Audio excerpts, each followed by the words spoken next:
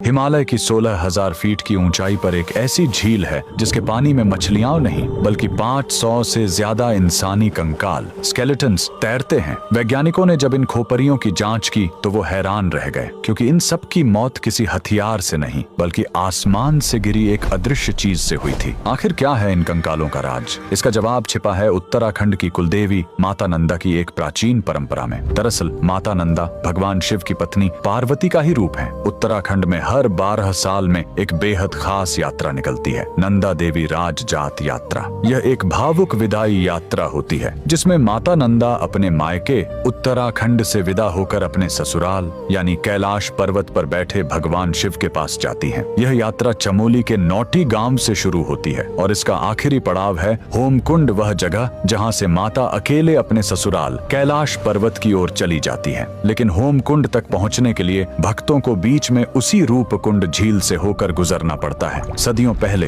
कन्नौज के राजा जसधवल ने इसी पवित्र यात्रा में शामिल होने की ठानी, लेकिन राजा को अपनी सत्ता का अहंकार था। वे भक्ति भाव से नहीं बल्कि पिकनिक मनाने के अंदाज में गए। नियम तोड़ते हुए वे अपने साथ गर्भवती रानी, नाचने गाने वाली नर्तकियां और जोर जोर से बजते ढोल नगारे लेकर पहाड़ पर चढ़ने लगे। माता नंदा अपनी विदाई के वक्त यह अपमान और शोर शराबा सह नहीं पाई। जैसे ही राजा का काफिला रूपकुंड झील के पास पहुंचा, देवी का प्रकोप टूट पड़ा। अचानक आसमान काला हो गया। बारिश नहीं बल्कि लोहे जैसे सख्त और भारी ओले गिरने लगे। वो ओले क्रिकेट की गेंद जितने भारी थे। वहां छिपने की कोई जगह नहीं थी। वो ओले सीधे राजा और उसकी सेना के सिर पर गिर रहे थे। देखते ही देखते राजा, रानी और उनके 500 साथी वहीं बर्फ में दफन हो गए। सैकड़ों साल बाद जब 1942 में वहां बर्फ पिघली तो दुनिया ने देखा कि झील कंकालों से भरी पड़ी है। और जब फॉरेंसिक जांच हुई तो वैज्ञानिकों ने पुष्टि की कि इन सभी खोपरियों में दरारें थीं जो ऊपर से किसी भारी गोल चीज ओले के गिरने से ही आई थीं।